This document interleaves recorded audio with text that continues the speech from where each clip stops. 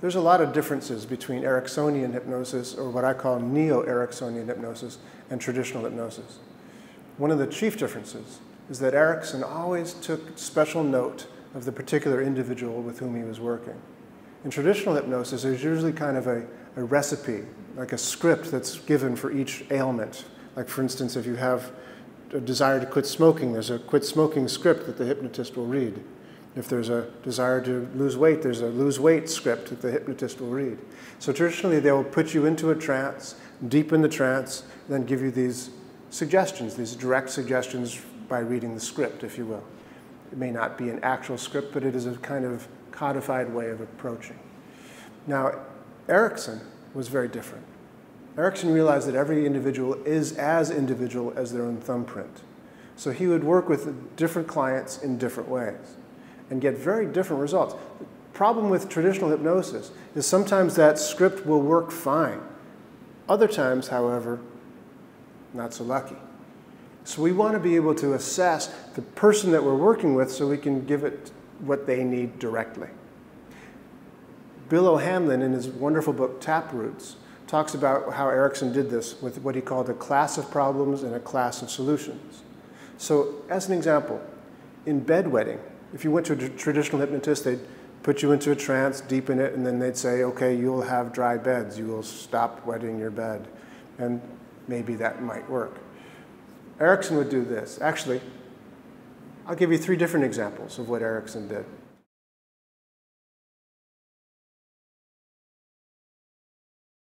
This first boy, class of problem being lack of muscle control, class of solution being developing muscle control. Bedwetting was a lack of muscle control. Developing muscle control was the solution. So in this class of problems, Erickson thought, okay, who is this kid? And he listened as he found out that the boy was an avid baseball player. His older brother was an avid football player. His older, bigger, stronger, more athletic brother was a football player. So Erickson said, thank you for the parents, you can leave now. And they started talking to the boy about baseball.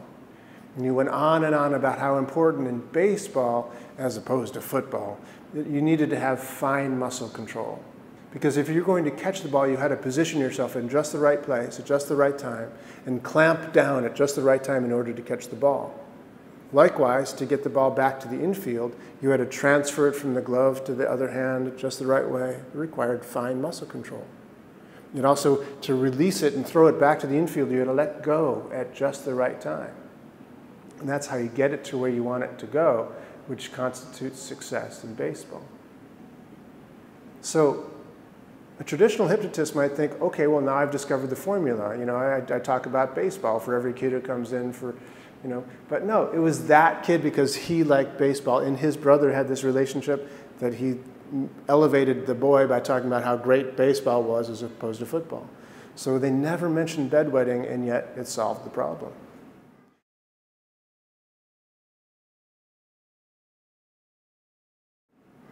Second case, a little girl had been cytoscoped so many times for her urinary tract problems that she'd lost control of her bladder sphincter and was wetting her bed at night and wetting her pants during the day if she laughed too hard, which of course the neighborhood kids had discovered and made her do that because kids are kids. So for her, he said, you know what? You already know the solution to this, only you don't know that you know. And she said, well, what do you mean by that? And he said, well, think about it.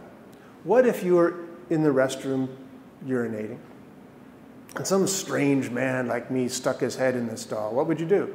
And she said, well, I'd freeze. He said, exactly. That's what you know that you didn't know that you know. So what you need to do now is practice that every day when you're using the restroom. Stop and start the flow as much as you can, 4 or 5 times each time. Every time you do it, stop and start the flow. Well, she developed her bladder sphincter and was having dry beds and dry pants in no time.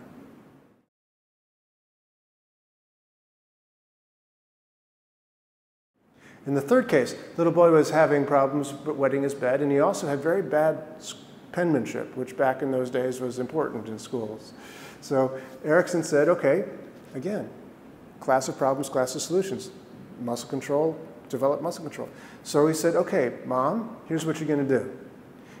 You're going to check the bed about 5 o'clock every morning. If it's wet, you wake the boy up and you have him practice his handwriting until 7 o'clock when he gets ready for school in the morning.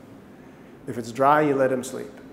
Never mentioning bedwetting at all, just practice the handwriting. Well, pretty soon, of course, his handwriting was improving immensely. He was getting better grades in school. His relationship with his father improved.